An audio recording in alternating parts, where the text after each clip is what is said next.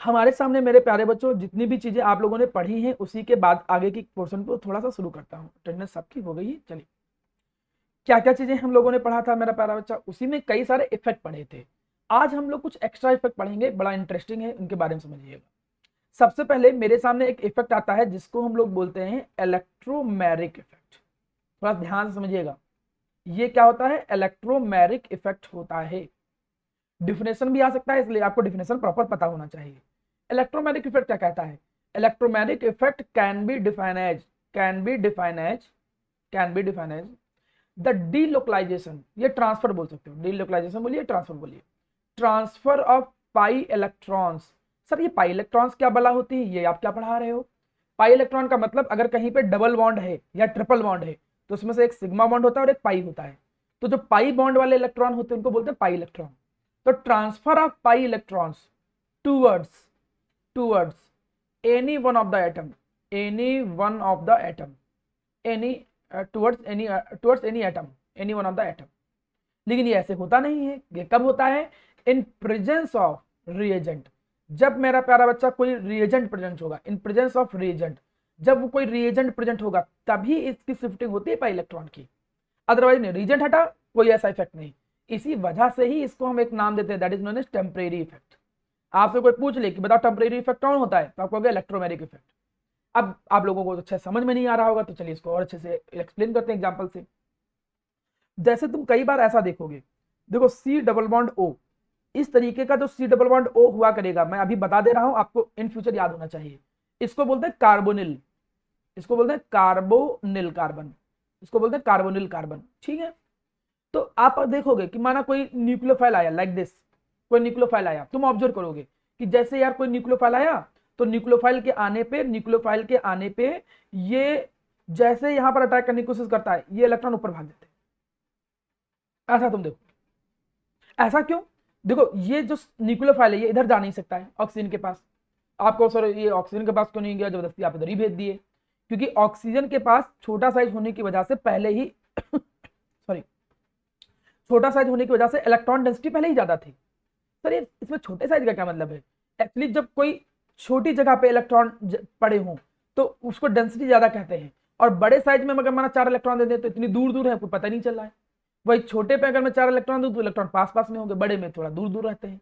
तो अगर कोई स्मॉल साइज में चार्ज ज्यादा हो तो हम कहेंगे उस चार्ज की डेंसिटी बढ़ जाती है, ये बात याद रखिएगा, ठीक है, चार्ज की डेंसिटी बढ़ जाएगी। वैसे भी डेंसिटी का मतलब ही यही होता है, अपॉन वैल्यूम, मतलब अपॉन वैल्यूम ही तो होता है। तो अगर छोटे साइज का है तो वैल्यूम कम, मतलब डेंसिटी ज्यादा। तो चार्ज डेंसिटी यहाँ पर ऑक्सीजन की बहुत ज्यादा थी, इसलिए, और निगेटिव निगेटिव को रिपल करता, इसीलिए ये निगेटिव वाला इसके पास नहीं गया। अब ये निगेटिव वाला जब इसके पास जाएगा तो ये भी पाई इलेक्ट्रॉन भी इलेक्ट्रॉन ही है भाई, कोई इसके पास निगेटिव वाला आ रहा है तो इनको रिपल्सन महसूस होगा, और रिपल्सन महसूस होने का ये ऊपर चले जाएंगे। ऑक्सीजन तो तैयार बैठा है, भाई आओ आओ मेरे पास आओ। क्यों ऑक्सीजन तैयार बैठा है मेरे पास आओ, क्योंकि ये इलेक्ट्रोनिगेटिव है। Oxygen is electronegative atom, electron को खींचने का तो उसका नेचर है ही, अभी तक रहम किए हुए था, लेकिन जैसे ही इसको कोई रिपल करने वाला आया तो दूसरा मदद करने के लिए आ गया। भाई यही होता है कि माना कोई एक परेशान करने वाला आया तो जो खींचने वाला हो, जो मदद करने वाले होते हैं वो कहते हैं ठीक है आ जाओ मेरे पास, तो उसने खींच लिया उसको। लेकिन अभी ये तो हम खाली एक्सप्लेन कर रहे हैं। यहां पर जो इलेक्ट्रोमैग्नेटिक इफेक्ट होता है वो खाली ये जो लिखा है एक्सप्रेस हुआ वो ये है कि पाई इलेक्ट्रॉन जो है वो देखो वो ट्रांसफर हो रहे हैं एक एटम की तरफ। कब ट्रांसफर हो रहे हैं, जब कोई भी रीजन उसकी तरफ आता है। कोई बताएगा इस रीजन का नाम क्या है, इलेक्ट्रोफाइल या न्यूक्लियोफाइल, इसको क्या कहेंगे, इस रीजन को क्या कहेंगे, इलेक्ट्रोफाइल। वेरी गुड, इसको हम क्या बोलेंगे, इलेक्ट्रोफाइल बोलेंगे। चलो ये हो गया बात नंबर 1, ठीक। अब आगे बढ़ता हूं, लेकिन जरूरी नहीं है कि हर जगह ऐसा ही सर हो। ये न्यूक्लियोफाइल है। I am really sorry, I am really sorry, ठीक, मेरे बच्चे के उसके कहने पा गया, मैं ध्यान दिया नहीं। It is nucleophile. न्यूक्लियोफाइल मतलब न्यूक्लियस लेविंग, न्यूक्लियस लेविंग का मतलब जो पॉजिटिव चार्ज को लाइक करे, और यही तो पॉजिटिव चार्ज को लाइक करेगा क्योंकि नेगेटिव चार्ज है इसके ऊपर, तो इट इज न्यूक्लियोफाइल, ठीक है, वेरी गुड। तो चलो ये एक हमने एक केस समझाया, अभी बहुत आराम समझ में आ जाएगा। मैं बहुत फास्टली चल ही नहीं रहा हूँ, मैं इसलिए स्लो चल रहा हूँ क्योंकि मुझे पढ़ाने का टाइम ज्यादा मिल रहा है, ऑनलाइन ऑफलाइन दोनों पढ़ा रहा हूँ तो ज्यादा टाइम है मेरे पास, तो आराम से चल रहा हूँ, ठीक। तो ये है न्यूक्लियोफाइल, ठीक है जी। और ये अटैक कर रहा है, एक सिचुएशन ये, situation number 2। The second situation is like this, like this. हमने कहा कि इसके पास कोई इलेक्ट्रोफाइल अटैक करने के लिए आया, इलेक्ट्रोफाइल मींस इलेक्ट्रॉन लिविंग। ये इलेक्ट्रोफाइल अटैक करने के लिए आया, इसके पास पहुंचा। जैसे इसके पास पहुंचा तो ये जो पाई इलेक्ट्रॉन होंगे वो ललचाने लगेंगे, अरे ये तो पॉजिटिव वाला आ गया, तो पॉजिटिव वाला आ गया तो तुरंत भैया इसके पास पहुंच जाएंगे। देखते नहीं कि माना किसी ने शिकार किया, बड़े शेर ने शिकार किया और पता चला उसको लालच के चक्कर में छोटे छोटे और उसके पास पहुंच रहे हैं, तो जैसे ही रीजेंट इसके पास पहुंचने की अप्रोच किया तो तुरंत ये इलेक्ट्रॉन उसकी तरफ खिंच के चले आए। मतलब कहानी कुछ ऐसी आई। तो ऐसा में पढ़ा, मतलब मैकेनिज्म तुम कभी पढ़ोगे 11 12 आईआईटी नीट मेडिकल कभी, तो ऐसा बना दिया जाएगा कि ये अटैक कर रहा है वो ऊपर चले जा रहे हैं, तब तुमको कोई बोलेगा थोड़ी कि क्यों जा रहे हैं। वो अपने आप अंडरस्टूड होना चाहिए कि this is the electromagnetic effect, this is the electromagnetic effect. इन दोनों में खास बात देख रहे होगे। क्या खास बात देख रहे होगे? जिधर रीजेंट जा रहा है एटम उस एटम के अपोजिट की तरफ जा रहे हैं तो उसको बोलते हैं negative electromagnetic effect, this is negative electromagnetic effect. जिधर अगर कोई रीजेंट जा रहा है जो पाई इलेक्ट्रॉन है वो उसी तरफ शिफ्ट हो रहे हैं तो उसको बोलते हैं पॉजिटिव इलेक्ट्रोमैग्नेटिक इफेक्ट। उम्मीद करता हूं अब बच्चों के तरीके से मुझे ये लिखना नहीं पड़ेगा कि डिफिनेशन आपको लिख के बतानी पड़ेगी, पॉजिटिव इलेक्ट्रोमैग्नेटिक इफेक्ट क्या होता है एंड निगेटिव इलेक्ट्रोमैग्नेटिक इफेक्ट क्या होता है। There are the two type of electromagnetic effect, positive and negative. ठीक है जी, हाँ बोलो अस्मिता। सर ये एक बार और बता देंगे, मेरा नेटवर्क चला गया। नहीं बेटा, रिकॉर्डेड लेक्चर देखिएगा, मैं टाइम कंज्यूम नहीं करूंगा क्योंकि ज्यादा टाइम है ना, एक दो छोटी चीज होती है मैं बता देता हूँ, पर अब 10 मिनट लग जाएगा दोबारा। ठीक, मैं बता दूंगा अलग से जब भी फ्री रहूंगा। तो अभी मेरी बात ये ध्यान से समझिएगा कि निगेटिव और पॉजिटिव इलेक्ट्रोमैग्नेटिक इफेक्ट कहते हैं किसे हैं। अगर जिधर रीजेंट अटैक कर रहा है, जिधर रीजेंट अटैक कर रहा है, अगर वो पाई इलेक्ट्रॉन उसी तरफ जाए जैसे इसमें हो रहा है, पाई इलेक्ट्रॉन उसी तरफ जा रहे हैं जिधर रीजेंट जा रहा है तो उसको पॉजिटिव इलेक्ट्रोमैग्नेटिक इफेक्ट बोलेंगे। जिधर रीजेंट अटैक करे उसके अपोजिट की तरफ पाई इलेक्ट्रॉन जाए तो उसको क्या बोलते हैं? निगेटिव इलेक्ट्रोमैग्नेटिक इफेक्ट बोलते हैं। और ये पाई इलेक्ट्रॉन का भागना किसी एक एटम की तरफ, किसी एक एटम की तरफ उसका ट्रांसफर होना, कब? रीजेंट की प्रेजेंस में। ये ऐसा नहीं कि रीजेंट आएगा तो भाग जाएंगे, नहीं ऐसा नहीं होता है। रीजेंट ना हो भाग जाएंगे, ऐसा नहीं होता है। भाई एल्कीन तुमने बना दिया, इथीन या कुछ भी, तो ऐसा थोड़ी कि इलेक्ट्रॉन भागने लगते हैं अपने आप। ये तब तक स्टेबल है जब तक उसके पास कोई रीजेंट ना आए। रीजेंट की प्रेजेंस में इलेक्ट्रॉन, पाई इलेक्ट्रॉन का ट्रांसफर कुछ ऐसे होने लगता है और इस तरीके के ट्रांसफर को बोलते हैं इलेक्ट्रोमैग्नेटिक इफेक्ट। और एक को हमने बोला निगेटिव इलेक्ट्रोमैग्नेटिक इफेक्ट, एक को हमने बोला पॉजिटिव इलेक्ट्रोमैग्नेटिक। अब मैं इसको थोड़ा, आपको ये समझ में आया कि नहीं आया इसके लिए थोड़ा पूछता हूँ। उदित बताओ निगेटिव इलेक्ट्रोमैग्नेटिक इफेक्ट क्या होते हैं? हिंदी इंग्लिश जो भी बताना चाहो। निगेटिव इलेक्ट्रोमैग्नेटिक इफेक्ट बताइए। नहीं समझ में आया। बहुत वेरी गुड उदित, शाबाश, क्या बात है। सर वो पिछला लेक्चर नहीं देखा ना इसमें। अरे पिछले की बात ही नहीं थी यहाँ पर, कोई ऐसा बात ही नहीं थी। कोई बता सकता है? बीच बीच में आप कुछ बोल रहे थे वो समझ में। हाँ हाँ हाँ, बीच बीच में कुछ बोल रहे थे। कोई बता सकता है निगेटिव इलेक्ट्रोमैग्नेटिक इफेक्ट किसे कहते हैं? कोई भी नहीं तो मैं फिर से पढ़ाऊँ दोबारा। अनुषा, आलमीन, श्रेया, आफिया, अभिनव, रनिका। वाह वाह वाह वाह वाह, ये हालत है तुम लोगों की। ठीक है, मुझे बिल्कुल स्टार्ट करना पड़ेगा। इस लेक्चर को तो अपलोड भी नहीं कर सकते, वो बिल्कुल समझ नहीं आया। चलो कोई बात, मैं बिल्कुल आराम से पढ़ाऊँ। Transfer of pi electron, pi electron किसे कहते हैं तो बताओ पहले। अच्छा पहले कोई भी इस बात का तो आंसर देंगे कि आवाज ही नहीं आ रही मेरी? श्रेया, दीपांशु। सर जो double bond triple bond present होते हैं। हाँ, मतलब अगर डबल बॉन्ड हो या ट्रिपल बॉन्ड हो तो आपको ये बात बहुत अच्छे से मालूम है कि उसके अंदर एक सिग्मा होता है, बाकी पाई होते हैं। और पाई बॉन्ड का मतलब वो बने होते हैं इलेक्ट्रॉन से ही। इन इलेक्ट्रॉन को क्या कहते हैं? पाई इलेक्ट्रॉन कहते हैं। बात नंबर 1, तो इतनी बात समझ में आ रही होगी। ट्रांसफर का क्या मतलब होता है? मूवमेंट, भागना towards any one of the atom. अब यार any one of the atom का मतलब, यार एनी वन का क्या मतलब है? एनी का मतलब कोई और भी होंगे, तो ये ऑब्वियस सी चीज है, ये पाई इलेक्ट्रॉन जिनके बीच में थे, भाई माना हमने कहा ए और बी के बीच में थे, तो उन दोनों में से ही किसी एक एटम की तरफ भागेंगे, या तो इधर भागेंगे या तो इधर भागेंगे। लेकिन अब आपको सर ऐसे तो बॉन्ड टूटता था, लेकिन वो किसी रीजन की प्रेजेंस में नहीं होता था। जब कोई रीजेंट आएगा तभी उसी की प्रेजेंस में वो भागेंगे। तो transfer of pi electron towards any one of the atom in presence of reagent, तब हम उस ट्रांसफर को क्या बोलते हैं? इलेक्ट्रोमैग्नेटिक इफेक्ट बोलते हैं। बात नंबर 1 बहुत अच्छे से क्लियर हो जाए। बात नंबर 2, ये इलेक्ट्रोमैग्नेटिक इफेक्ट होता है दो तरीके का, टाइप 1 एंड टाइप 2। ये डिपेंड करता है इस बात पे कि किस तरफ ट्रांसफर हो रहे हैं। भाई पाई इलेक्ट्रॉन तो दो एटम के बीच में था, ये ट्रांसफर किस एटम की तरफ हो रहा है, इस बेसिस पे उसको दो हिस्सों में बांटा गया, positive electromagnetic effect, negative electromagnetic effect. अब जब कोई, जैसे यहां पर ये रीजेंट है, this is the nucleophile, nucleophile is a reagent. मैंने पहली पिछली क्लास में पढ़ाया था कि nucleophile nucleus leaving, nucleus leaving का मतलब जिस पे नेगेटिव चार्ज हो, तो ये न्यूक्लियोफाइल होते हैं। तो न्यूक्लियोफाइल एक्चुअली में क्या होते हैं? रीजेंट होते हैं। तो ये जब निगेटिव वाला आएगा, जैसे निगेटिव वाला इसके पास आया तो इन इलेक्ट्रॉन को रिपल्सन महसूस होगा भाई, अब क्यों महसूस होगा? क्योंकि इस पे निगेटिव और इलेक्ट्रॉन पे भी निगेटिव चार्ज होता है, इलेक्ट्रॉन इलेक्ट्रॉन को तो रिपल करेगा। अब ये रिपल्सन से तो दूर भागने की कोशिश करेंगे ना, उसके तरफ तो लेने की कोशिश करेंगे, वो तो उससे दूर भागने की कोशिश करेंगे, तो ये उस साइड भाग गए ऑक्सीजन की तरफ। जब ये भाग जाएंगे तो सिचुएशन कुछ ऐसी दिखेगी, मैं बता देता हूँ कैसा दिखेगा। ये कुछ ऐसा दिखेगा कि ये जब 2 इलेक्ट्रॉन उस पर चले गए तो यहाँ पे आ जाएगा निगेटिव चार्ज, और पहले यहाँ पे क्रिएट होगा +2, और उस +2 पे कौन जुड़ गया? Cn। Cn देखो उस +2 पे जुड़ गया, ठीक है, कुछ ऐसा होगा। लेकिन इसके साथ साथ आपके इतने पे ध्यान दो, इसको बोला गया इलेक्ट्रोमैग्नेटिक इफेक्ट। रिएजेंट की प्रेजेंस में पाई इलेक्ट्रॉन का ट्रांसफर होना, इसको बोलते हैं इलेक्ट्रोमैग्नेटिक इफेक्ट। बगल में देखो उसमें भी यही हो रहा है, ये इलेक्ट्रोफाइल, इसको इलेक्ट्रोफाइल बोलते हैं। इलेक्ट्रोफाइल किसको कहते हैं? जो इलेक्ट्रॉन लिविंग है। जब ये इस तरफ अटैक किया, जैसे इस पर अटैक किया तो यार ये तो इलेक्ट्रॉन चाह रहा था, तो ये इलेक्ट्रॉन की चाह में गया तो इलेक्ट्रॉन उसकी तरफ भी अट्रैक्ट हो जाएंगे। वन साइडेड नहीं है, ये 2 साइडेड है। ये इसको इलेक्ट्रॉन डेंसिटी चाह रहा तो इलेक्ट्रॉन डेंसिटी भी उसकी तरफ आई, तो जैसे ही आया तो देखो ये इलेक्ट्रोफाइल यहाँ है और ये इलेक्ट्रॉन डेंसिटी इसकी तरफ गई, तो होगा क्या आगे चल के? आगे चल के कुछ ऐसा होगा कि ये इलेक्ट्रॉन जब भाग गए इधर, रेड वाला देखो, ये जब इधर भागे तो इस पे तो निगेटिव चार्ज आया, इस पे आ जाएगा +2 चार्ज, और इस निगेटिव को देख के इलेक्ट्रोफाइल जुड़ जाएगा। अब चार्ज हटा दो, इसका निगेटिव इसका +2 गायब हो गया, कुछ ऐसा हुआ होगा।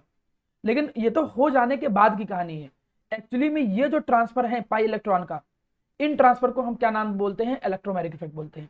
2 तरीके से देखने को मिला। क्या देखने को मिला? कि जिधर रिएजेंट जुड़ रहा है पाई इलेक्ट्रॉन उसके अपोजिट वाले एटम की तरफ जाए, अगर ऐसा है तो उसको निगेटिव इलेक्ट्रोमैग्नेटिक इफेक्ट पूछेंगे, कहेंगे।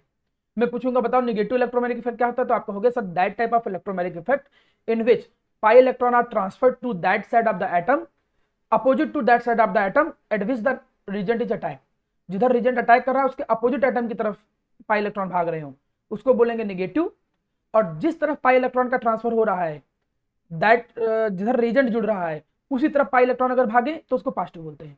Positive electromagnetic effect is that type of electromagnetic effect at in which pi electron are transferred to that side of the atom at which the reagent is attacked. जिस पर regent attack कर रहा है अगर उसकी तरफ ही पाई इलेक्ट्रॉन भाग रहे हैं तो उसको पॉजिटिव इलेक्ट्रोमैग्नेटिक इफेक्ट बोलते हैं। इससे ज्यादा बेटा समझा पाना हमारे लिए बहुत कठिन है, क्योंकि फिर इस क्या हो जाएगा कि ऑर्गेनिक समझना ही आपके लिए बहुत कठिन हो जाएगा। उम्मीद करता हूँ कि थोड़ा बहुत समझ में आएगा कि इलेक्ट्रोमैग्नेटिक इफेक्ट क्या कहते हैं। पूछ के देख लेता हूँ। दीपांशु बताओ, दीपांशु वर्मा। जब मतलब इलेक्ट्रॉन पाई इलेक्ट्रॉन्स का ट्रांसफर होता है जैसे किसी भी एटम के प्रेजेंस, जैसे रिएजेंट के प्रेजेंस में। रीजेंट की वजह से, वेरी गुड। 2 तरीके का होता है, नेगेटिव इलेक्ट्रोमैग्नेटिक और पॉजिटिव होता है। Negative and positive. ठीक है, आलमीन बताओ नेगेटिव इलेक्ट्रोमैग्नेटिक इफेक्ट क्या होता है?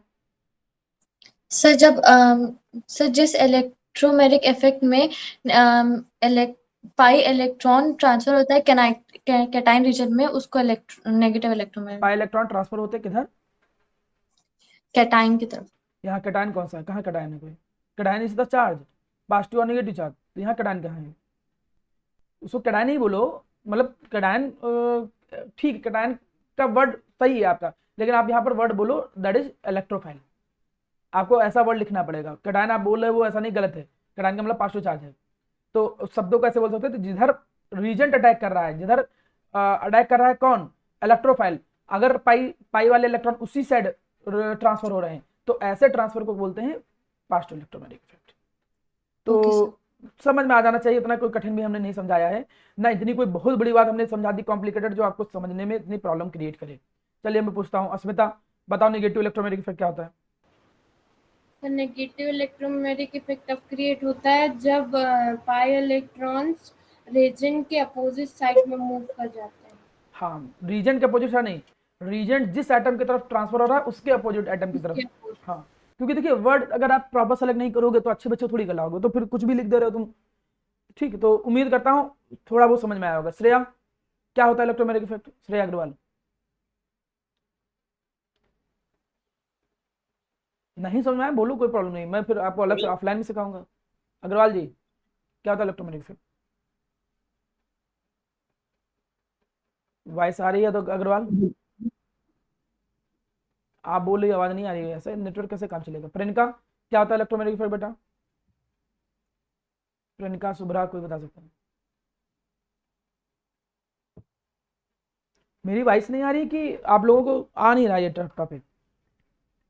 सर आ रही है। हाँ बताइए फिर, इलेक्ट्रोमैग्नेटिक इफेक्ट क्या होता है? सर कंप्लीट ट्रांसफर होता है pi electrons का in the presence of an attacking reagent. In presence of attacking reagent, very good. ठीक है, तो सब तुमने ऐड कर लिया, ऐसा तो नहीं बुक से देखा है, कोई बात नहीं। There are two type of the electromagnetic effect, negative electromagnetic effect and positive electromagnetic effect. Shubhra, क्या होता है नेगेटिव इलेक्ट्रोमैग्नेटिक इफेक्ट, बताइए जल्दी से। लर्निंग प्रोसेस तेज होना चाहिए, आप होशियार बनो, ठीक है, काबिल बनो। ये नहीं कि स्पून फीडिंग कराई जाएगी, ऐसे सिखाया जाएगा। इसमें मैं स्पून फीडिंग ही करा रहा हूँ, जैसे हाथ पकड़ के नहीं सिखाया जाता था वैसे। This is spoon feeding. Spoon feeding से आप पीछे हो जाओगे, ठीक है। आप दूसरों को कम्पीट करने वाले हो, एक वर्ड में बोलूँ बिल्कुल दिमाग में छप जाना चाहिए, ऐसा नहीं। चालाक बनो, बिना चालाक बने कुछ नहीं होने वाला है। नहीं तो जनसंख्या इतनी ज़्यादा है, मान के चलो कि लगभग 150 करोड़ जनसंख्या होने वाली है, और 150 करोड़ में आप कहाँ रह जाओगे आपको पता ही नहीं चलेगा, अगर यही इलेक्ट्रोमैग्नेटिक इफेक्ट बताते रहेंगे। शुभ्रा बोलो negative electromagnetic effect. Shubhra Singh, या तो मैसेज करिए कि हमें आया नहीं, समझ में नहीं आया, बट रिप्लाई जरूरी। Sir, pi electrons of the multiple bond are shifted to the atom which are attacking reagent. Does not get it. Atom which are attacking reagent, वाह। हमने समझाया कि पाई इलेक्ट्रॉन जिनके बीच में है उन दोनों में से किसी एक की तरफ शिफ्ट होगा इन प्रेजेंस ऑफ रिएजेंट। रिएजेंट की प्रेजेंस में पाई इलेक्ट्रॉन किसी एक एटम की तरफ शिफ्ट होता है जिनके बीच में वो था। इस इफेक्ट को हम बोलते हैं इलेक्ट्रोमैग्नेटिक इफेक्ट। उम्मीद करता था कि आप लोगों को ये चीज समझ में आनी चाहिए। चलिए ठीक, मैं आगे बढ़ता हूँ। ठीक, समझ में आया? ओके, नहीं समझ में आया? ओके। श्रेया अग्रवाल, आपका मुझे रिस्पॉन्स क्यों नहीं मिला? मैसेज चेक करता हूँ। अगर आप रिप्लाई नहीं करोगे मैं तुरंत क्लास रिमूव कर दूंगा। नहीं समझ में आया तो sir you are not audible, हम ऑडिबल नहीं। ठीक है, चलो, कान खराब हो गए हमारे, दोबारा माइक खराब बेटा। चलो आगे बढ़ते। Sir my mic is not working. चलो ओके जी, अब यहाँ तक समझ में आ गया हो तो आगे बढ़ता हूँ। ये तो एक इफेक्ट हमने बताया, अब इस इफेक्ट बाद नेक्स्ट इफेक्ट आते हैं। जब इस इफेक्ट में तुम्हारी ये हालत है तो अगले में तुम्हारी हालत तो बिल्कुल बद से बदतर हो जाएगी। चलो देखता हूँ। 9 10 थोड़ी कि बच्चों वाली चीज़ पढ़ने जा रहे हो। ये मैं जो पढ़ा रहा हूँ बच्चों के तरीके से पढ़ा रहा हूँ। आप कंपटीशन की तैयारी कर रहे हो, कई बच्चे सोचते हैं हम IIT निकालेंगे, ये करेंगे वो करेंगे, और ऑब्जॉर्बिंग पावर इतनी स्लो है। चलो कोई बात नहीं, मेहनत करोगे वो भी जाएगा। The next effect is hyper conjugation. चलिए मैं हाइपर कंजुगेशन सिखा रहा हूँ, उम्मीद करता हूँ समझ में आएगा। पहले मैं सिचुएशन क्रिएट करता हूँ, डेफिनेशन बाद में लिखूंगा, क्योंकि डेफिनेशन लिख दूंगा तो बिल्कुल ही नहीं समझ में आएगा। तो पहले समझाता हूँ, then I will write the definition. अगर माना आपके सामने कोई कार्बोकेटायन है, I am talking like this is the carbocation, ठीक है। इस कार्बोकेटायन के बगल में माना मिथाइल है। Methyl is compulsory, methyl is compulsory. Methyl के ही जो कार्बन होते हैं, मतलब मिथाइल जस्ट बगल में होना चाहिए, तभी ये दिखेगा इफेक्ट। क्या हाइपर कंजुगेशन ऐसी सिचुएशन में होता है? नहीं, हाइपर कंजुगेशन एक दूसरी सिचुएशन में होता है, जब माना मल्टीपल बॉन्ड हो, लाइक दिस डबल बॉन्ड, और इस डबल बॉन्ड के बगल में माना कोई एल्काइल हो, जस्ट बगल में कोई एल्काइल हो। जस्ट बगल में एल्काइल का मतलब जैसे ये है। बहुत तगड़ी डिफिनेशन है, मान के चलो कि बच्चों को समझ में नहीं आती है, रट के जाते हैं केवल, इसलिए समझा रहा हूँ। ये एल्कीन है, ये कार्बोकेटायन है। मैं इसको फिर से बोल रहा हूँ, इसको मैं रिपीट नहीं करूंगा दोबारा समझाने में, टोक के बीच में पूछ लीजिएगा। जैसे मैं एंडिंग करूँ मैं पूछूंगा कि यहाँ तक आया समझ में, तो ना बोलिएगा आया या नहीं आया। मैंने कहा कि कार्बोकेटायन का मतलब तुम समझते हो। कार्बोकेटायन का मतलब होता है कि जहाँ पे क्या हो, पॉजिटिव चार्ज। तो कार्बोकेटायन के जस्ट बगल वाले कार्बन को मैं बोलता हूँ अल्फा कार्बन। ये 7 बातें मैंने जिक्र की हूँ। जस्ट बगल वाले कार्बन को कहते हैं अल्फा कार्बन। नहीं पता हो तो पता भी कर लो। जस्ट बगल वाला, जस्ट एडजेसेंट वाला जो कार्बन है, that is alpha carbon. The next one is known as beta, alpha beta gamma, like this. तो वैसे ही similar pattern like this here. यहाँ पर भी मैं वही सिमिलर पैटर्न बोल रहा हूँ। ये एल्कीन है, इस एल्कीन के जस्ट बगल वाला कार्बन है अल्फा। अभी इतनी सिचुएशन पे ध्यान दो। कार्बोकेटायन के जस्ट बगल पे एक CH3 है, alpha carbon is a CH3।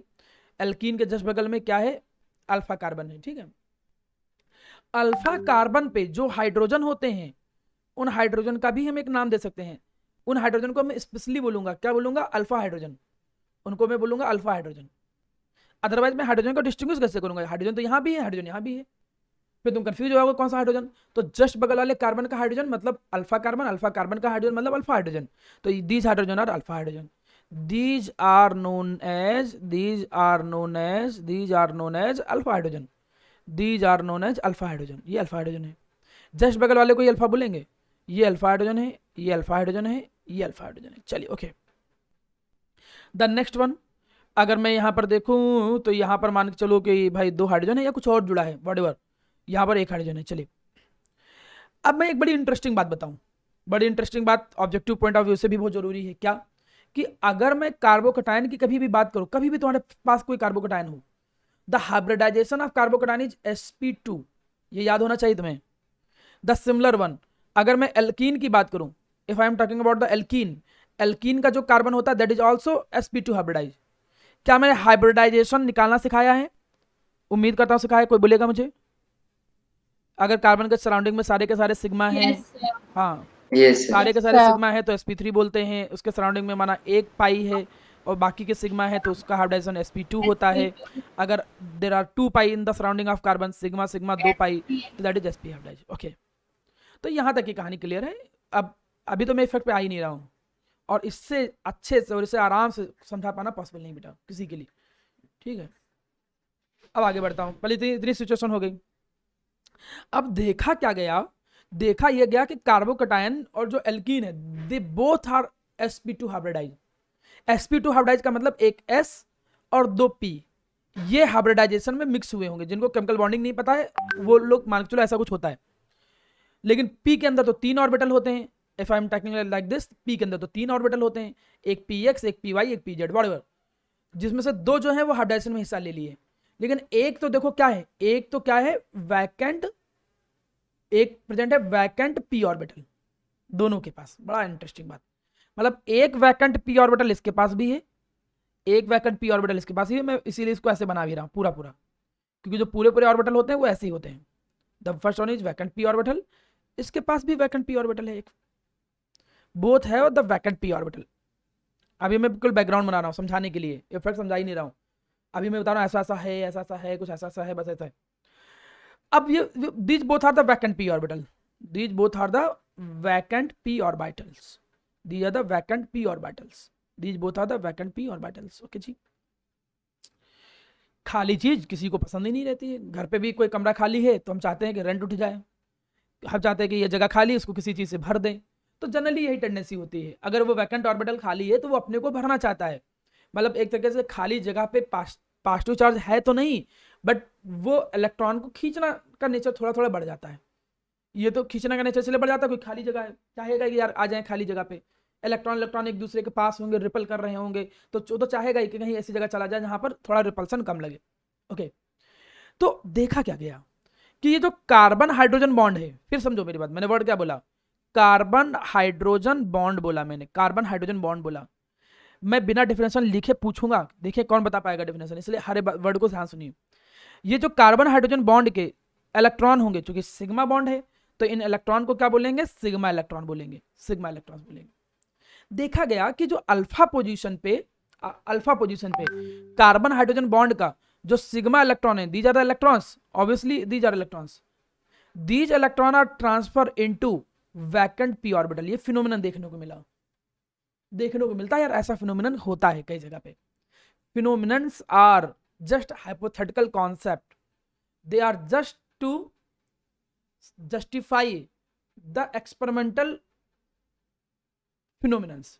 देखा गया कुछ ऐसा होता है, अब इसको कैसे जस्टिफाई किया तो बोला गया कि ऐसा होता होगा, ठीक। तो उसी बेसिस पे समझाया गया कि भाई सिग्मा इलेक्ट्रॉन जो है, ये सिग्मा इलेक्ट्रॉन, इनको हम यहाँ लिख भी दे रहे हैं, ये जो थे वो ये क्या थे, इलेक्ट्रॉन्स, और these are the sigma electrons, they are transfer into vacant p orbital. जब ये ट्रांसफर हो जाएगा सर देन क्या होगा, तो सिचुएशन कुछ ऐसी होगी, समझो। The situation will be like this, वो हाइड्रोजन हो गया ट्रांसफर, वो हाइड्रोजन हो गया transfer, that hydrogen is transfer. ये तो खाली डिफिनेशन पढ़ा रहा हूँ, सोच लो क्या हालत है। इस पे कम से कम 2 घंटे का लेक्चर बन जाता है IIT के लिए, एडवांस के लिए। ये तो डिफिनेशन में मैं जो आधा घंटा खींचा डिफिनेशन। तो ये देखो क्या है, ये है वैकेंट p ऑर्बिटल। ओके जी, अब इस वैकेंट p ऑर्बिटल में क्या हुआ, उसके पास, अच्छा ये शिफ्टिंग यही क्यों करता है, क्योंकि ये तो दोनों ऑर्बिटल हैं बिल्कुल ऐसे ओवरलैप करते, पास में होते बहुत ज्यादा, उसके सिग्मा इलेक्ट्रॉन उसके इतना पास में है कि आराम से ट्रांसफर कर देता है। तो जैसे ही इलेक्ट्रॉन ट्रांसफर करेगा तो ऑर्बिटल में एक्चुअली में ट्रांसफर नहीं होते हैं, वो ट्रांसफर कहाँ होते हैं, ये यहाँ बीच में आ जाएंगे। तो यहाँ पर देखो क्या हो जाएंगे, ये सिग्मा इलेक्ट्रॉन कुछ ऐसे हो जाएंगे, दे विल लाइक दिस। और जब ये ऐसे जाएगा तो इसका positive charge will be disappear, इसका जो पॉजिटिव चार्ज होगा दैट विल बी डिसअपियर, वो गायब हो जाएगा। देखो ऐसा कुछ हो जाता है। और जो ये हाइड्रोजन है, that hydrogen will be removed in, चूंकि दोनों को दोनों इलेक्ट्रॉन नीचे आए हैं, these both electron comes downward, तो इसके बाद हाइड्रोजन के पास इलेक्ट्रॉन थोड़ी बचेगा। So it will be like this H+, it will be like this H+। लेकिन H+ ऐसा नहीं कि भाग जाए कहीं पे, it is not freely to escape, वो फ्री नहीं एस्केप होने के लिए, क्योंकि ये जो इलेक्ट्रॉन्स हैं बॉन्ड की फॉर्म में, ये इसको क्या कर रखे हैं, बांध के रखे हैं, जोड़ के रखे हैं, थोड़ा थोड़ा खींच के रखे हैं। ना तो एक्चुअल बॉन्ड है, this is not actual bond, this is not actual bond, ये एक्चुअल बॉन्ड नहीं है, लेकिन बस वो H+ को रोक के रखे हैं, जाने नहीं दे रहे हैं, बस बगल में है, लेकिन एक्चुअली में कंपाउंड के लिए इतना ही है, जितना नीचे देख लो this is the compound, but H+ वहीं आसपास देखने को मिला कि यार वो थोड़ा बहुत सराउंडिंग में रहता है, मतलब बॉन्ड है भी नहीं और बगल में भी रहते हैं, इस वजह से इसका एक नाम और है, इसको बोलते हैं हम लोग नो बॉन्ड रेजोनेंस। इस फिनोमिनन को एक नाम और दिया गया, नो बॉन्ड रेजोनेंस, इसको बोला गया नो बॉन्ड रेजोनेंस। इसको बोलते हैं baker Nathan phenomenon, baker Nathan phenomenon, scientist के बेसिस पे बेकर नाथन फिनोमिनन बोला गया, इसके नाम भी देख लो। अब मैं बोलता हूं पूरी डेफिनेशन, क्या बोलेंगे, the same work will be like this here, ये सिग्मा इलेक्ट्रॉन्स हैं, these sigma electrons will be transfer here like this, कि भैया ये उठेंगे और उठने के बाद दोनों सिग्मा इलेक्ट्रॉन जो होंगे वो यहाँ पे ट्रांसफर हो जाएंगे। जैसे दोनों सिग्मा इलेक्ट्रॉन यहाँ पे ट्रांसफर हो जाएंगे वैकेंट ऑर्बिटल के पास, situation will be change and it will be situation will like this, ये यहाँ हो जाएगा, ये यहाँ हो जाएगा। लेकिन यहाँ पे क्या है कि ये इलेक्ट्रॉन देखो ब्लू वाले, जो मैं ब्लू लाइन बनाया हूँ, जब ये इलेक्ट्रॉन आएंगे ब्लू वाले इसकी तरफ, तो इनको रिपल्सन महसूस होगा, ये उठ के इधर भागेंगे, तो यहाँ पर सिचुएशन कुछ ऐसी हो जाएगी, यहाँ जाएगा डबल बॉन्ड, यहाँ पे ये एक H लगा है, वो तो लगा ही, उसमें मैं कुछ छेड़छाड़ नहीं करूँगा। हाँ ठीक है, तो यहाँ पे छेड़छाड़ नहीं करूँगा। फिर अगले स्टेप पे देखो क्या हो जाएगा, अगले स्टेप पे ये यहाँ पर निगेटिव चार्ज यहाँ पे चला है, ठीक है। अब मैं बताता हूँ हाइपर कंजुगेशन क्या होता है सबको प्रॉपर। हाइपर कंजुगेशन एक फिनोमिनन होता है, इट इज अ फिनोमिनन, ठीक है। कौन सा फिनोमिनन, डिलोकलाइजेशन का, it is the process of delocalisation, मैं यहाँ पर ऐड कर दे रहा हूँ प्रॉपर, ठीक है। It can be define as the process, मैं प्रॉपर डेफिनेशन बोल रहा हूँ इसलिए एक बार में याद होनी चाहिए, मैं इसको दोबारा एक्सप्लेन नहीं कर पाऊंगा, नहीं नहीं मेरे पास। The process of delocalisation, delocalisation का मतलब मूवमेंट करना, भागना, इधर उधर जाना, डिलोकलाइजेशन, थोड़ा स्पेलिंग गलत हो गई, ठीक है। The process of the delocalization, okay जी, डिलोकलाइजेशन का मतलब मूवमेंट, आप प्रोसेस ऑफ मूवमेंट भी बोल सकते हो, ठीक है, डिलोकलाइजेशन, ओके जी।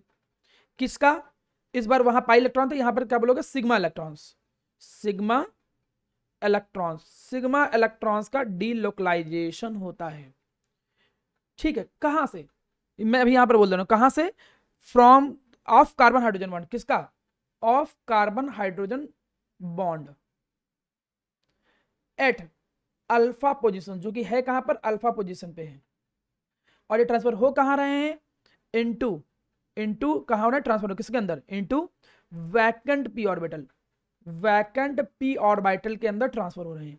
किसके वैकेंट पी ऑर्बिटल के अंदर ट्रांसफर हो रहे हैं, ऑफ कार्बोकैटायन, या तो कार्बोकैटायन के वैकेंट पी ऑर्बिटल में ट्रांसफर हो रहे हैं, या फिर और डबल बॉन्डेड कार्बन, मतलब या तो इस डबल बॉन्ड वाले कार्बन के पास या तो कार्बोकैटायन के पास, डबल बॉन्डेड कार्बन उसके पास ट्रांसफर हो रहे हैं, डबल बॉन्डेड कार्बन उसके पास ट्रांसफर हो रहे हैं। इस फिनोमेनन को कहते हैं हाइपर कंजुगेशन। मैं जानना चाहता हूं कितने बच्चों को समझ में आया, एक एक फिनोमेनन होता है, ऐसा होता है, बस इतना समझो। कोई बता सकता है कि हाँ, समझ में आ गया, समझता, और कोई, सर समझ गए। ठीक है दीपांशु, ठीक है अलमीन, वेरी गुड। बाकी बच्चों का क्या है, प्रणिका, प्रतीक, कौस्तुभ, बाफिया, यस सर। ठीक है। तो अगर यस सर। हाँ ठीक है, प्रणिका बेटा आपकी वॉइस नहीं आ रही बच्चा, आप Yes, sir. हाँ ठीक है, थोड़ा बहुत आ गया, तो डाउट है भी क्लियर कर देते हैं। अब मुझे आलमीन समझाओ क्या होता है हाइपर कंजुगेशन, बाकी लोग सुनिएगा जिसको समझ में नहीं आया। सर ये वो फिनोमेना होता है जिसमें पाई इलेक्ट्रॉन ऑफ हाँ आलमीन क्या बोल रही, पगला गई हो क्या बेटा, pi electron, sorry sigma electron, okay, sigma electron of carbon hydrogen bond जो क्या नाम है उसका, अल्फा पोजीशन में जो vacant place of P orbital होती है उसमें अल्फा पोजीशन शिफ्ट पे, हो फिर से मतलब तुम लोग को कितने बड़े बड़े स्कूल में पढ़ते हो, इंग्लिश तक नहीं जानते हो। अल्फा पोजीशन पे जो वैकेंट पी ऑर्बिटल होता है वहां पे लिखा है at carbon hydrogen bond at alpha position, मतलब वो कार्बन हाइड्रोजन बॉन्ड जो अल्फा पोजीशन पे है, और वो सिग्मा इलेक्ट्रॉन वो होते कहाँ है, किसके अंदर, वैकेंट पी ऑर्बिटल के अंदर। पहले पढ़ लो, हिंदी में पढ़ो, कन्वर्ट करना तो आता होगा ना, तुम लोग इतने इंग्लिश पढ़ते हो भाई, क्या हालत है। पहले पढ़ लो, डेफिनेशन पूरी पढ़ो, समझो, मैं जानना चाहता हूँ कौन प्रॉपरली एक्सप्लेन कर सकता है। मुझे लगता है कि सही लिखा लैंग्वेज ग्रामेटिकली, थोड़ा ग्रामेटिकली भले गलत हो, बाकी वर्ड सही है। कौन बता सकता है? कोई एनीवन जो एक्सप्लेन कर सकता हो? यहाँ तो डेफिनेशन लिखी है, तब ये आपकी हालत है, समझ लेना। जब डेफिनेशन हम हटा देंगे तो सुनाना होगा। अस्मिता बोल पाओगी? Yes sir. बोलो अस्मिता। हिंदी में, इंग्लिश में? इंग्लिश में क्यों? इंग्लिश में नहीं, हिंदी में समझाओ। हिंदी में समझने का मतलब बताओ, पता चलता कि हाँ तुमको एक्चुअल में समझ में आया। बताइए हिंदी में। सर ये एक प्रोसेस होता है जिसमें इलेक्ट्रॉन्स का मूवमेंट होता है फ्रॉम इट्स अल्फा पोजीशन। फिर वही कौन से इलेक्ट्रॉन, कहाँ के इलेक्ट्रॉन, ये कौन बोलेगा? और प्रोसेस किस चीज का? कार्बन तो पहले आप अपने वर्ड पूरे कंप्लीट करिए। प्रोसेस का मतलब आप बोलिए प्रोसेस ऑफ मूवमेंट या process of delocalization of sigma electron. आप मैं बोलिए। रिपीट सर, ये प्रोसेस होता है मूवमेंट का, movement of electron of carbon and फिर वही hydrogen, movement of sigma electrons. आप स्पेशलाइज करिए कौन से इलेक्ट्रॉन्स हैं वो। आप शुरू करिए, प्रोसेस स्टार्ट करिए बिल्कुल। बिल्कुल स्टार्टिंग से करिए। Sir, this is a process of movement of sigma electrons from carbon and hydrogen bond which are present at alpha position to the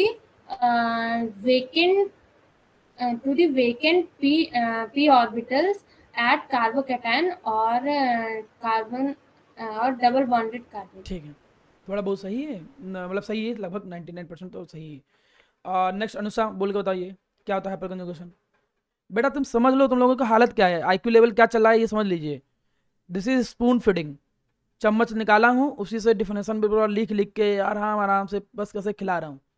तुम उस हालत में नहीं हो कि मैं खाली थाली रख दिया गया आपके सामने, बस रोटी बना के खा लूँ, उसको भी मुझे तोड़ के लो बेटा ऐसे खा लो।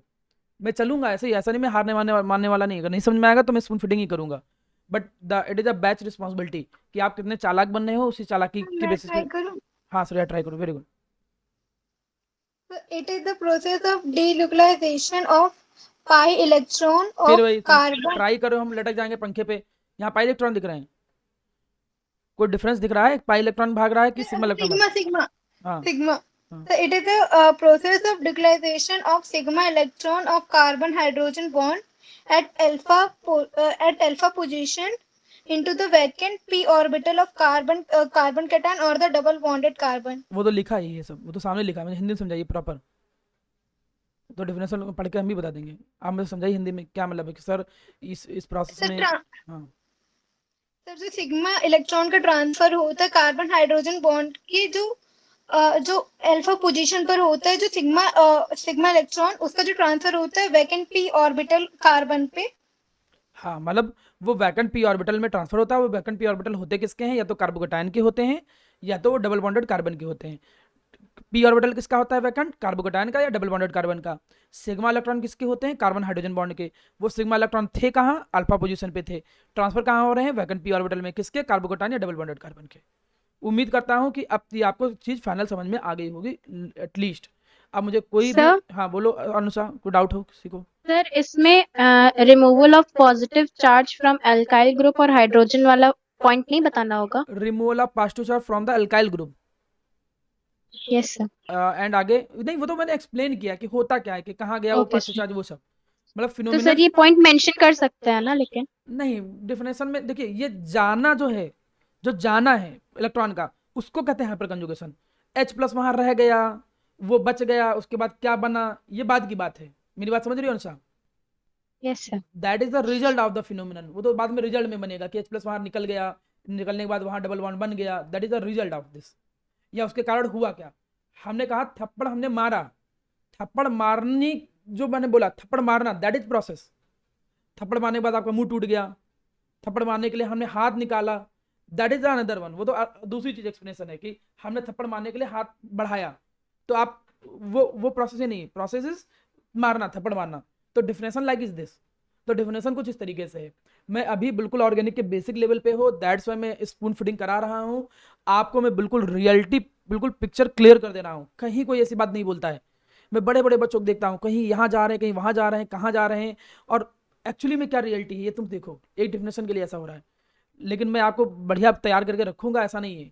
मैं आपकी हेल्प करूंगा ज़्यादा से ज़्यादा चीज़ सीखने के लिए। मैं मानता हूँ 10th क्लास से भी आप लोग आए हो, तो आपके लिए इतना ज़्यादा कॉम्प्लिकेटेड वर्डिंग को हजम करना, डाइजेस्ट करना इज डिफिकल्ट, बट मैं चाहता हूँ कि उसी तरीके से बनो मत, धीरे धीरे आप चालाक बनो, लोगों से आगे निकलना है। मेरी बात मान के देखना, तुम किसी से भी पूछना कि बताओ चलो हाइपर कंजुगेशन की डेफिनेशन बता दो प्रॉपर, किसी से पूछना, अच्छा बच्चा, इवन अच्छा बच्चा क्लास में पढ़ा दिया गया होगा कई बच्चों स्कूल में, अरे सर वो कार्बोकटायन के पास जो होता नहीं इलेक्ट्रॉन, वो इलेक्ट्रॉन जो होगा वो भाग जाएगा बगल में, भाग जाएगा बगल में, ये क्या बात हुई? ऐसे तुम लिखोगे कॉपी में या ऐसे एक्सप्लेन करोगे, इससे तो ऑब्जेक्टिव क्वेश्चन तक भी नहीं कर पाओगे तुम। तो प्रॉपर डेफिनेशन है, it is the delocalization of sigma electron. वो सिग्मा इलेक्ट्रॉन थे कहाँ पे? वो अल्फा पोजीशन पे थे कार्बन के, वो सिग्मा इलेक्ट्रॉन जानते कहाँ हैं? वो जाते हैं डबल बॉन्डेड कार्बन के वैकेंट पी ऑर्बिटल के अंदर या फिर कार्बोकटायन के वैकेंट पी ऑर्बिटल के अंदर। यही जो डीलोकलाइजेशन है सिग्मा इलेक्ट्रॉन का, उसी को हम बोलते हैं हाइपर कंजुगेशन। इसी को नो बाउंड्री जोनेस कहते हैं, इसी को बेकर-नाथन फिनोमेनन कहते हैं। उम्मीद करता हूँ ये समझ में आ गया होगा। मैं एक बार जानना चाहता हूँ अभिनव शुक्ला, कौस्तुभ, आरजू, आयुष।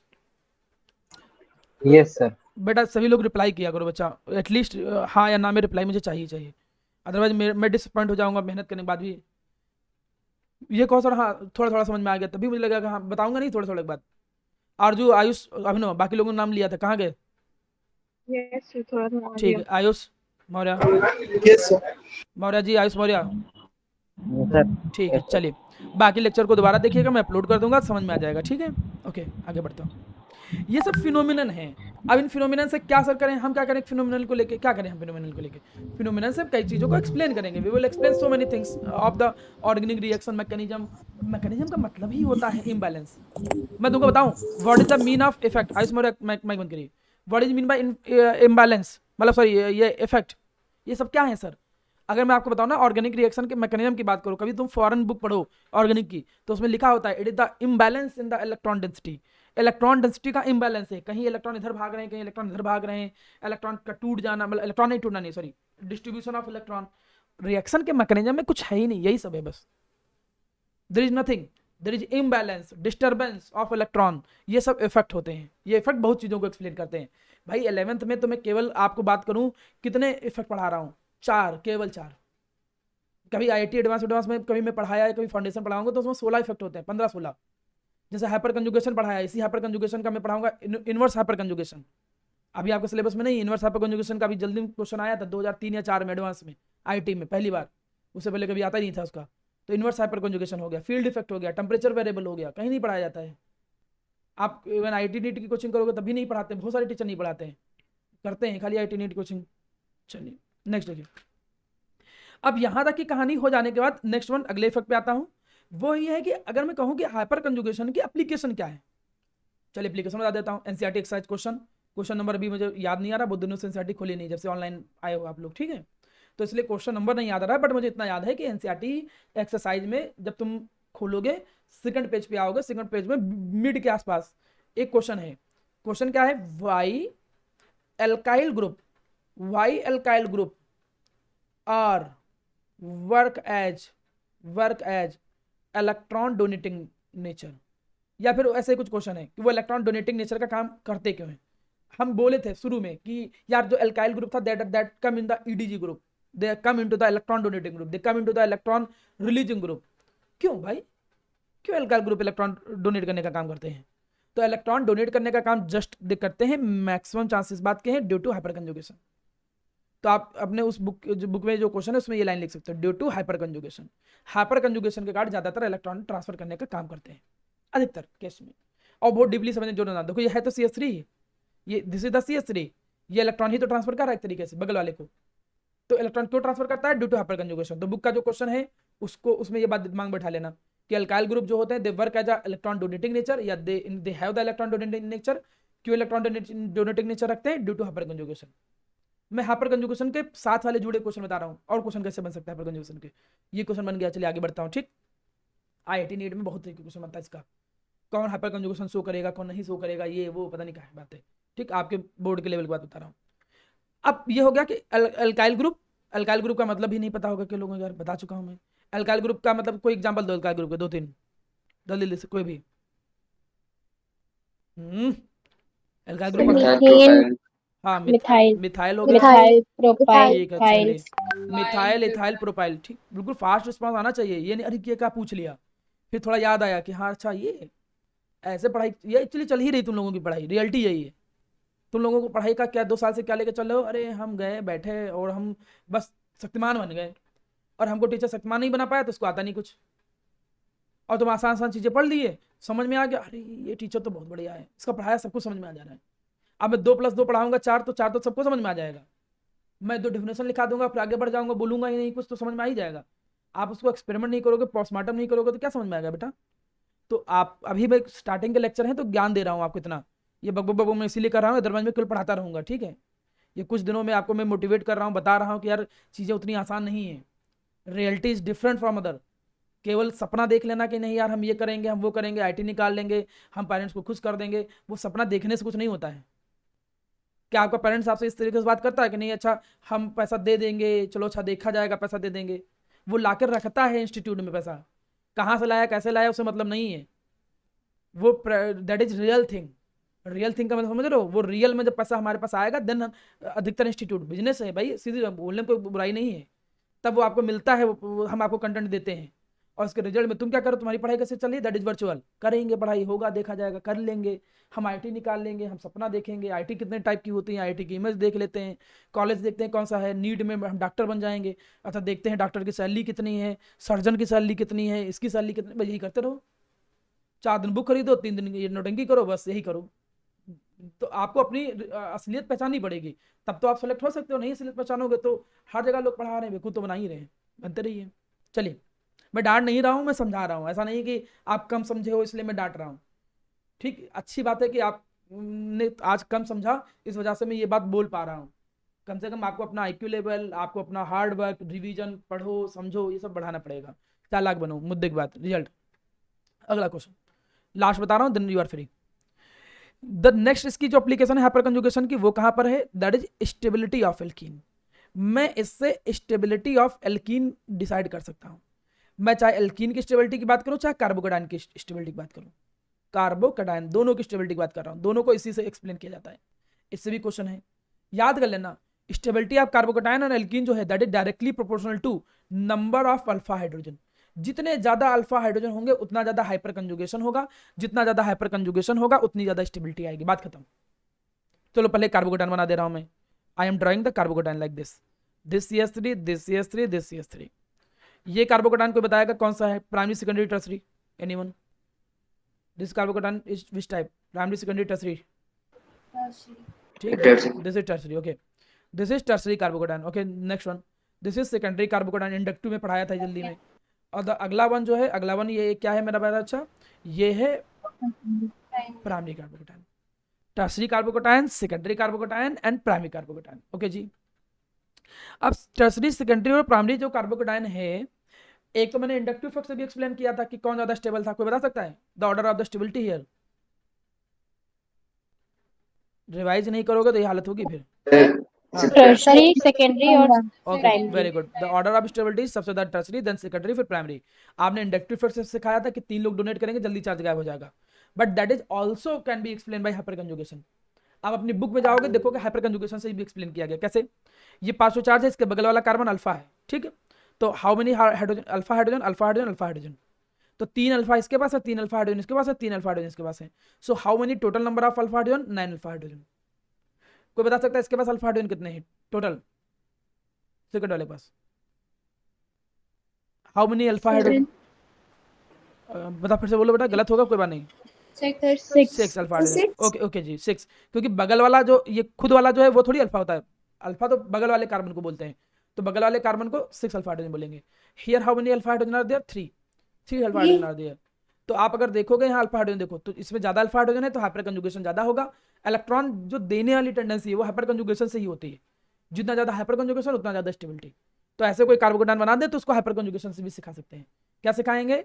मोर अल्फा हाइड्रोजन, जितने ज्यादा होंगे अल्फा हाइड्रोजन, मोर हाइपर कंजुगेशन अकर, उतना ही ज्यादा हाइपर कंजुगेशन होगा। मोर हाइपर कंजुगेशन अकर, जितना ज्यादा हाइपर कंजुगेशन होगा मोर स्टेबिलिटी, उतनी ही ज्यादा क्या आएगी मेरा प्यारा बच्चा? स्टेबिलिटी विल आल्सो अपीयर, उतनी ज्यादा स्टेबिलिटी आएगी। बात खत्म। 3 कार्बोकेटाइन को हाइपर कंजुगेशन से भी एक्सप्लेन कर सकते हो, सिंपल सा फिनोमेनन। अगला दिखाता हूँ, एल्कीन की। देखिए हाइपर कंजुगेशन मैंने 2 जगह सिखाया, कहाँ कहाँ से 2 जगह सिखाया? एक कार्बोकेटाइन में सिखाया तो इसकी स्टेबिलिटी भी डिसाइड करेगा, एल्कीन को सिखाया तो it also decide the stability of alkene like this. I am writing the example. The first one is CH3 CH double bond CH2. This is the first case. The next case CH3 CH double bond CH CH3. The second case. Third case, इनके तो advance format भी आते हैं, वो तो मैं अभी सिखा ही नहीं रहा हूँ मैं. अगला next one CH2 CH2 CH2. Third case. अगला मैं माना ऐसे बोल दे रहा हूँ CH3 CH3 double bond CH CH3 like this. Fifth. चलो, कोई बोले कि इन एल्कीन में से कौन ज़्यादा स्टेबल है? Order of stability. एल्कीन की ऑर्डर ऑफ स्टेबिलिटी में पूछ लूँ. पढ़ाया नहीं जाता है सब नोटेंगी, ये सब आपको नहीं सिखाया जाता है स्कूल में. कहीं जगह बताया जाता है, कई जगह नहीं बताया जाता है, तो इसलिए सब सिखा रहा हूँ तो ध्यान दो. तो बताओ यहाँ पे देखो, ये डबल बॉन्डेड कार्बन हो गया. मैं एक हिंट दे रहा हूँ पहले. इस डबल बॉन्डेड कार्बन के अल्फा पे कौन है? केवल CH3. So how many alpha hydrogen are there? 3. 3 alpha hydrogen are there. नीचे जल्दी बताओ कितने अल्फा हाइड्रोजन है यहाँ पे इसके पास? जल्दी बोलो. 6. हाँ 6 अल्फा हाइड्रोजन. ठीक है Pranika, good. How many alpha hydrogen are there? 0. 0. Very good. 0 alpha hydrogen are there, क्योंकि कोई अल्फा कार्बन ही नहीं तो 0 है. डरोगे? हाँ डरोगे तो कोई काम नहीं चलेगा. How many alpha hydrogen are there? 9. 9 alpha hydrogen. So which alkene will be most stable? Fifth. Very good. क्योंकि जितने ज्यादा अल्फा हाइड्रोजन उतने ज्यादा स्टेबिलिटी. इसके बाद कौन आएगा? सेकंड. Very good. कितने के साथ? 6 अल्फा हाइड्रोजन के साथ. फिर नेक्स्ट कौन आएगा? फर्स्ट वाला. और फिर कौन सा आ जाएगा? थर्ड वाला. This is the order of stability of alkene. मतलब जितना ज्यादा अल्फा हाइड्रोजन, सीधा साधा नियम है, जब कभी आए तो ब्रैकेट में लिख देना नंबर ऑफ अल्फा हाइड्रोजन. जितने ज्यादा अल्फा हाइड्रोजन होंगे directly proportional to stability of alkene. तो इससे हम स्टेबिलिटी ऑफ एल्कीन को भी डिसाइड कर सकते हैं. कार्बोकेटाइन की भी स्टेबिलिटी और एल्कीन की भी स्टेबिलिटी. तो दो फिनोमेनन आपको पढ़ाए हैं. एक फिनोमेनन मैंने आपको पढ़ाया है दैट इज इलेक्ट्रोमैग्नेटिक इफेक्ट, और दूसरा जो फिनोमेनन पढ़ाया है दैट इज एल्कीन की स्टेबिलिटी. दोनों इंपॉर्टेंट है. नेक्स्ट क्लास में मैं आपको पढ़ाऊंगा क्या? रिजोनेंस. वो और ज़्यादा इंपॉर्टेंट है. ठीक है, वो उस पर पूरा 1 घंटा लग जाएगा उस इफेक्ट भर में केवल. चलिए आज की क्लास यहीं रखता हूँ.